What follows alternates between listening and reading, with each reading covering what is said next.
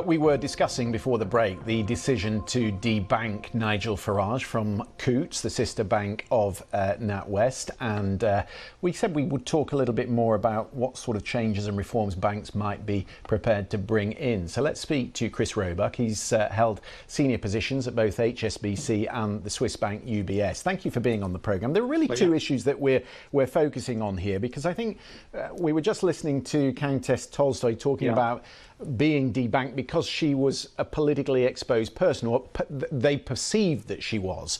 That is quite separate, is it not, to what Coutts did here with Nigel Farage? Yeah, I think we need to sort of look at those two elements. So first of all, bank accounts aren't just bank accounts. If we take the Coutts case, there are bank accounts with people like Coutts and other banks who have sort of super duper Rolls-Royce type bank accounts with all sorts of extra services for people who have a certain amount of money in their accounts. And then there's the standard bank account that other people have, the sort of normal person on the street. Now, the expensive super duper bank account requires you to keep a certain amount of money in it to make it viable for the bank. If you fall below that financial level, the bank normally takes the view that you then get downgraded to a normal bank account. That's what Coutts wanted to do with Nigel Farage, because they said he didn't have enough money. He effectively said, I don't think that's the real reason, which is why this is the genesis of this whole story. So I think that there's a critical issue there about, are we talking about someone who is being downgraded in the wealth system within a bank? Or are we talking about people who are actually being stopped from having a normal bank account? And as you say, then we get the politically exposed person. Now, that is an obligation placed on banks by the government in law that says you must make sure that you do not have within your bank's assets money that should not be there from people who could possibly be engaged in illegal activity of any type. Or who themselves could be exposed to bribery. Yes, correct. Okay. So that is a law that is in place to prevent money laundering, and that is an international standard. There are banks all around the world who subscribe to that. I want to come back to the first part of it. You talked about whether he had been debanked because he didn't meet a particular financial threshold. And I think we now know from the dossier that he managed to get his hands on that his political views had been taken into account by the board.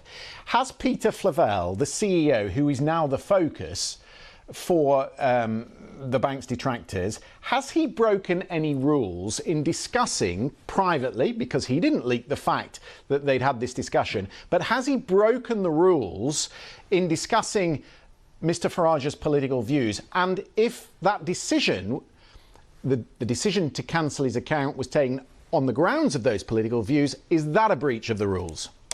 Yes, that should be a breach of the rules, because the rules say that, you know, you can bear certain factors in mind, but it's essentially a commercial decision.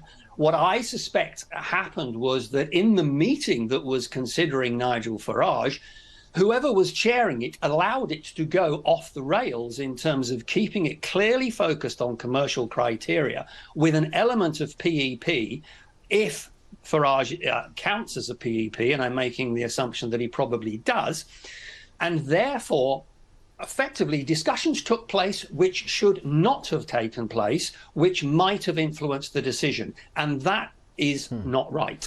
Briefly, should he still be in the job if Dame Alison has had to go at Nat West? Is there any difference between the two of them? Well, Dame Alison actually breached client confidentiality. Right. So in your view, he is OK to stay at the bank, even though Nigel Farage is calling for another scalp? No, I think the bank absolutely has to review exactly what happened in that meeting in terms of what elements of that discussion were actually within the guidelines, and whether he allowed it to veer off to the point that it was not. And you'd be confident that it would be at that level because of who we're talking about? Yes, I'm assuming Farage would be PEP, yes. Yes, OK. Absolutely. I promised our viewers we would talk more about the meeting today and what sort of reforms could be put in place. Because, as I say, we just talked to an adventurer. She's not a politician. There are plenty of people in all walks of life who could fall foul of this. And those are the people that Nigel Farage says he is now campaigning for. What could the banks do to reassure Nigel Farage?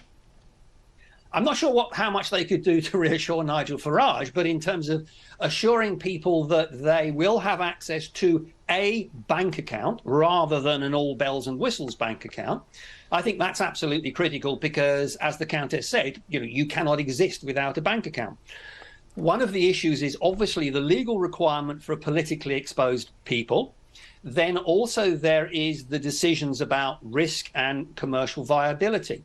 But I think what the banks have to do is they have to take a step back with the government and consider exactly who really is a PEP and what risks do they pose to the bank and what does that do in terms of people's ability to get a bank account if they happen to be, for example, a British citizen trying to exist a normal life in this country. They need a bank account. But so the British Chancellor, just to talk about the parameters and where the barrier should be set here, the British Chancellor, Jeremy Hunt, was turned down for a Monza account. Are we seriously saying that he is a risk of money laundering or bribery or corruption?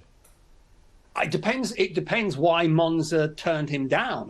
The problem is that, as we have discussed, all of this is subject to the veil of confidentiality, which to some degree gives the bank a little bit of a blanket to hide behind and say, no, confidentiality, we can't tell you. But certainly the banks have to sit down with the government and indeed customer bodies and sort this out because, this is impacting real people on the high street who cannot get normal bank accounts. And you cannot exist without that. So there has to be a complete review of how this happens. I'm more concerned about the normal people who can't get bank accounts and they're not told why, rather than people who are PEPs who get downgraded from a Rolls-Royce bank account to something like the rest of us have to use. Yeah. OK. Chris Roebuck, that is very clear. Thank you very much indeed.